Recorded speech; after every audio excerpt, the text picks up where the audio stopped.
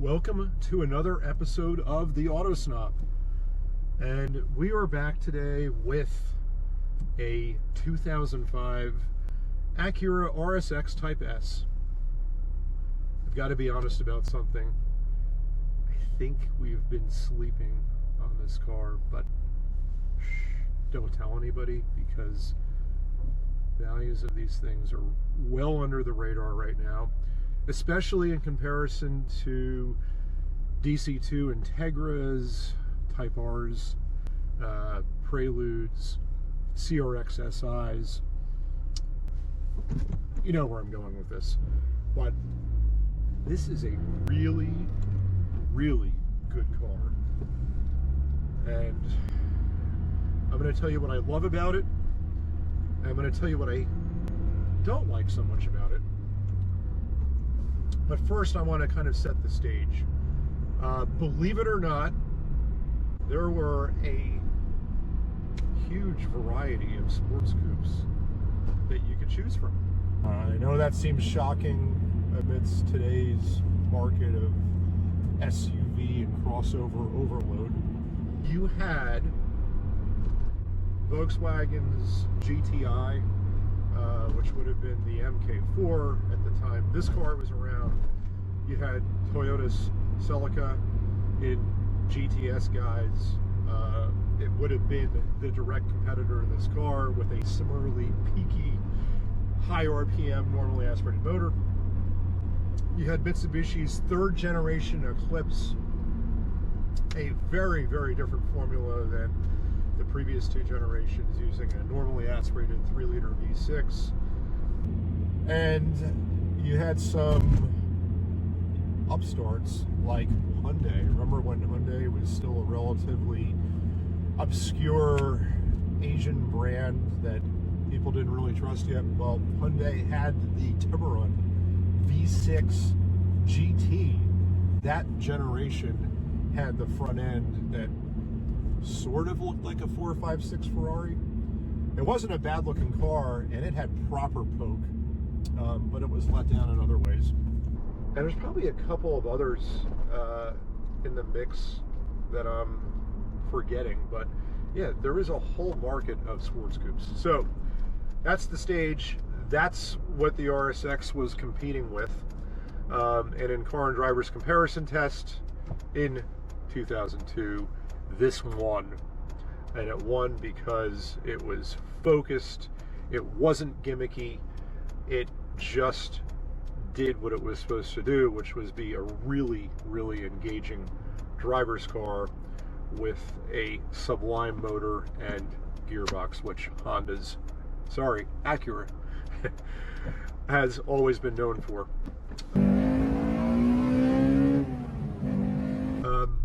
This car had some big shoes to fill because the previous Acuras were named cars. You had the Integra, which, you know, every car enthusiast from that time still remembers and loves. Even today, they're still very highly regarded driver's cars. This was the successor to the Integra, and it got a lot of flack because, well, for whatever reason, Acura's marketing team decided that they weren't going to name their cars anymore. They were just going to call it the RS-X. And similarly with the Legend, that became the TLX or RLX, whatever they decided to call it. See, it was so forgettable that I can't even remember. But that was Acura's wisdom. And this was not quite as distinctive looking on the outside as the previous Integra. It was cleaner, it was less flamboyant, it was less distinctive, I would say. And the inside of the cabin, you could argue, was also cheaper in many regards. This plastic binnacle here doesn't look great. It doesn't really feel great. So it was a bit of a downgrade versus previous gen Integras on the inside. But You can't fault Honda for their crystal clear gauges right in front of you. Tachometer here, redlined at 8,000 RPM. This car is not quite stock. It actually really isn't stock. We have a JDM K20A motor that will peg itself at 8,800 RPM.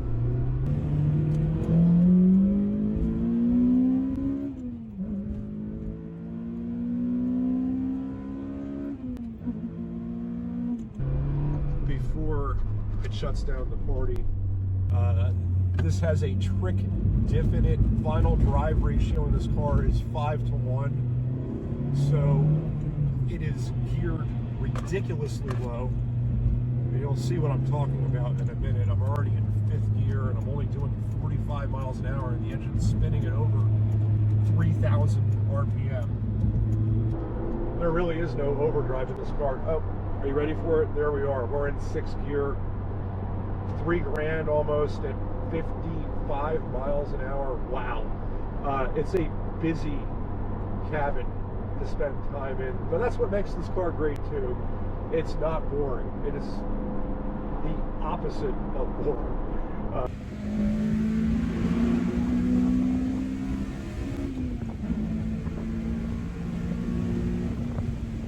Steering in this car, you know, and I drive so many new cars now with the modern EPS, electronic power steering systems, and you know, I hear people make arguments for EPS. I know it's lighter, has less complexity, less maintenance down the road because there's less moving parts, but as good as it's gotten, it still really is just okay in comparison to the traditional hydraulically boosted racks like this car had, which offers up tons of feel. It's so direct. It's so nice just to, you know, kind of steer with your fingertips and feel what the car is doing underneath you.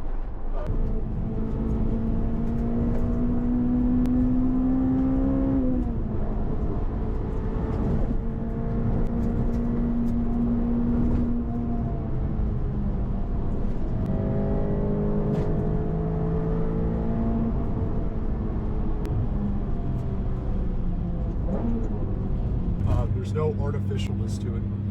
This is truly a B-road carver kind of car. I mean, it is insanely good on turns.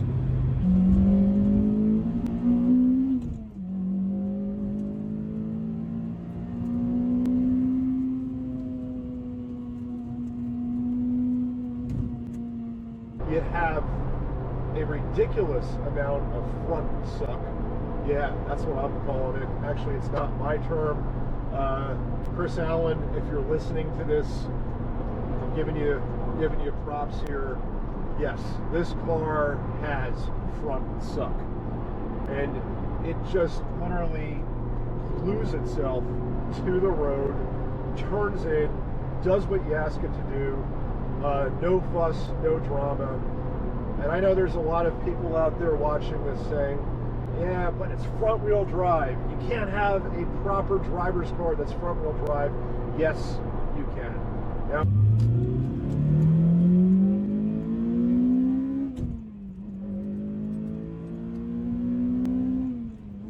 I will agree that on a racetrack, front-wheel drive is not ideal.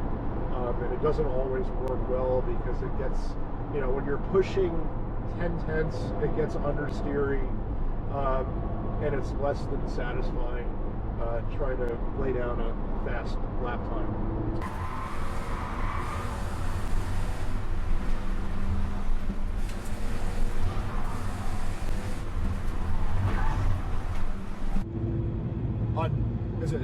On regular roads, where you're driving at maybe 7/8 tops, it's perfect.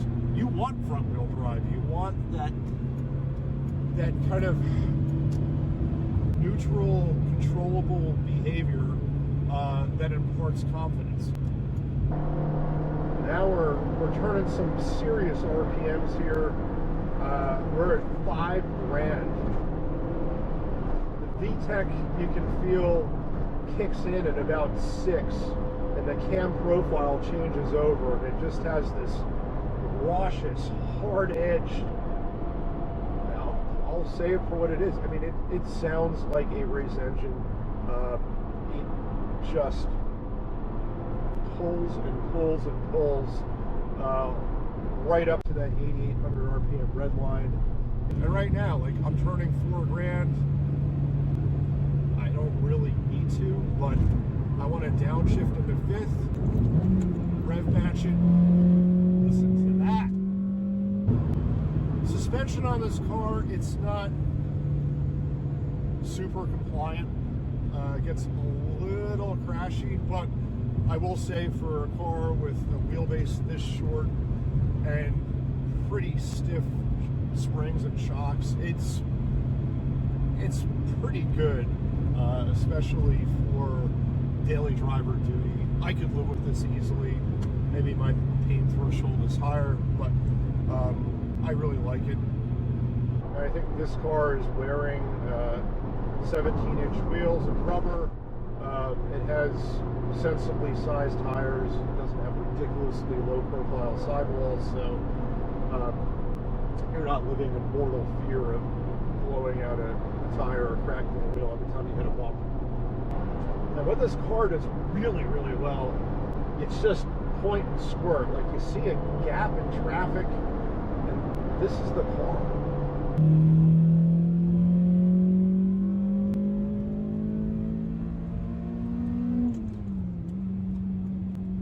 It's just so nimble and responsive and wonderful.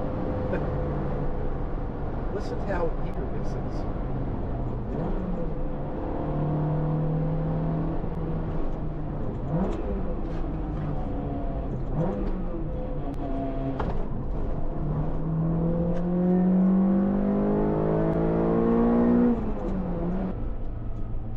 I mean, is this great or is this great? It's just,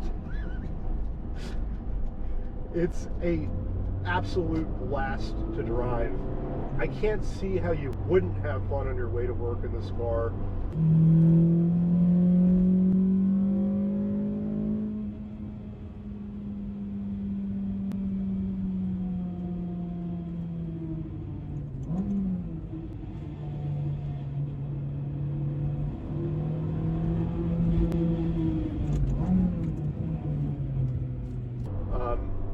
You don't have to go 1 billion miles an hour. It's just seriously good fun to row through the gears, rev match the downshifts, get on the brakes, take that off ramp a little bit quicker. It feels really, really good. So let's sum it up. What do I love about this car? Pretty much everything. Let's start with that hero motor. K20A, yeah, it's a JDM swap motor in this car. It sounds fantastic. It feels fantastic. It revs to the stars. Great engine. Transmission, excellent. And it would be even more excellent if this shifter wasn't tweaked, but it's still really good. The diff in this car, not stock. That 5-to-1 final drive is insane, but I love it. Seats in this car are also not stock. These are super grippy Recaros. Honestly, a little bit tight in the buttocks area for me, but you're not moving in these seats, at least, again, not for daily driving duty. I don't know, on a racetrack you might want something a little bit more supportive, but great seats, great ergonomics, great relationship to steering wheel, pedals, visibility out this car is fantastic. Belt line is super low, like every Honda that I can ever remember.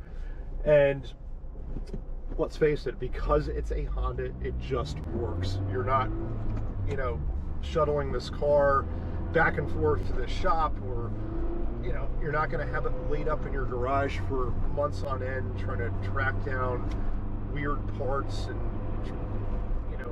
trace electrical connections that aren't working. Everything just works on this car, and it's going to continue to stay working. What don't I like about the car? Interior, I don't think it's great. I think they could have done a better job with the materials. They don't look good, they don't feel good. Design on the outside, it's a bit bland. I'm not going to call it ugly or unattractive, it's just a bit bland. I don't love the design. This one does have a rather enormous rear spoiler. Again, not something that was stock, but I think it does help spice up the outside styling of this car. I think it looks right, especially with the white Honda wheels that this car wears. Yeah, so I think that pretty much ends my list of dislikes. Oh, if you're going around a corner in first gear and you start planting the throttle, you better be holding on to the steering wheel, because there is torque steer. Again, there are reminders that this car is front wheel drive. You just can't get away from that completely. But overall, a very, very slept on car. Please don't tell anybody. Hope you enjoyed it. Hope you liked it. Keep subscribing. I will see you for the next one.